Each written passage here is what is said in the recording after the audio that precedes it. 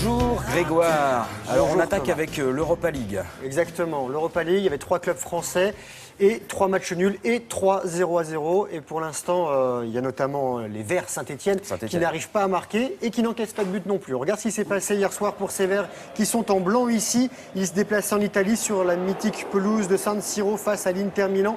Et si Carrizzo, le gardien milanais, n'avait pas sorti le grand jeu devant Tabanoub, Saint-Etienne aurait réussi un authentique exploit. 0-0 score final. 3 matchs nuls pour les Stéphanois qui perdent une place au classement. Ils sont 3e, ça c'était Ruffier, leur gardien. 3e match nul également en Ligue Europa pour Lille en rouge qui accueillait les Anglais d'Everton, 0-0. Gay a trouvé le poteau des Toughies, c'est le surnom d'Everton. Lille est 3e de son groupe. Voici l'action jusqu'au bout. Et encore un match nul et vierge pour Guingamp qui se déplaçait en Biélorussie pour affronter le Dynamo Minsk. Le vainqueur de la Coupe de France se maintient à une confortable 2e place dans cette compétition parce que Guingamp est 19e et avant-dernier de Ligue 1. Voilà pour le football. Ça c'était pour le football et maintenant le handball. Avec un club qui pour l'instant reste invaincu, c'est Montpellier, leader du championnat. Le championnat c'était la 7e journée, regardez, des Montpelliérains qui sont en bleu, qui accueillaient Nîmes en clôture de cette 7e journée et 7e victoire depuis la reprise du championnat. Le score 34-26. Les Héroltais sont leaders devant Nantes et le PSG. Nîmes est 13e et avant-dernier du rugby. Challenge européen, 2e compétition continentale des clubs. Bordeaux-Bègles a écrasé le London Welsh de l'autre côté de la Manche. 7 essais dont celui-ci de Dumvaux qui s'est envolé et signe un doublé. Après sa défaite initiale, Bordeaux donc signe sa première victoire dans cette compétition. Et puis, on va aller faire un petit peu de rallye. En Catalogne, exactement. Avant-dernier rendez-vous de la saison du championnat du monde et première spéciale dans les rues que l'on venait de voir à l'instant même de Barcelone. Et c'est Sébastien Ogier qui est 2e. C'est le champion du monde.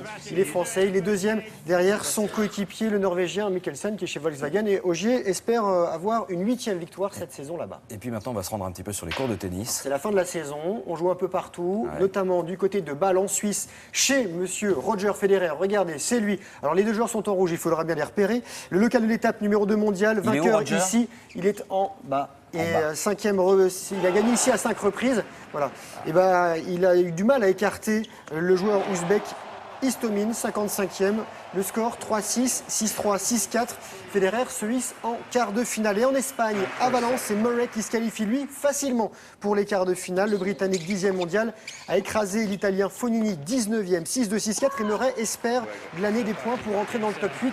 Ce seront les joueurs qui participeront au Masters de Londres, le dernier rendez-vous de la saison. Et le Masters féminin, avec lui, 8 meilleurs mondiales, c'est du côté de Singapour. Serena Williams, la numéro 1, battue la veille par Simona Halep, s'est consolée en battant largement Eugénie Bouchard, la Canadienne, 6-1, 6-1. Et l'Américaine doit attendre les résultats du jour pour savoir si elle sera en demi-finale. Et on va terminer avec des filles qui se sont jetées à l'eau. Un défi assez spectaculaire. C'est votre histoire de paddle. Voilà, là. exactement. Elle s'appelle Stéphanie Geyer-Barnex, Alexandra Lux, Itztia Abascal. Elle prépare un défi fou, c'est traverser l'Antarctique à la seule force des bras, allongés sur un paddle. Paddleboard, c'est une planche de surf qui fait un peu moins de 4 mètres pour 50 cm de large. Ce sera en décembre. Là, elles se sont entraînées, ces 3 championnes du monde de sauvetage côtier. Elles sont entraînées entre Lorient et Cap-Breton. Ça fait quand même 480 km. On l'a vu, il y avait des conditions difficiles, une arrivée plus sympathique. Et lorsqu'elles seront du côté du Cap Horn, elles partiront pour 1500 km et l'eau avoisinera les 2 degrés. Donc, on leur souhaite bon courage. On leur souhaite bon courage parce que c'est quand même pas les mêmes températures à Lorient. Merci Grégoire. On va maintenant aller du côté de la FIAC avec Béatrice Bonagona.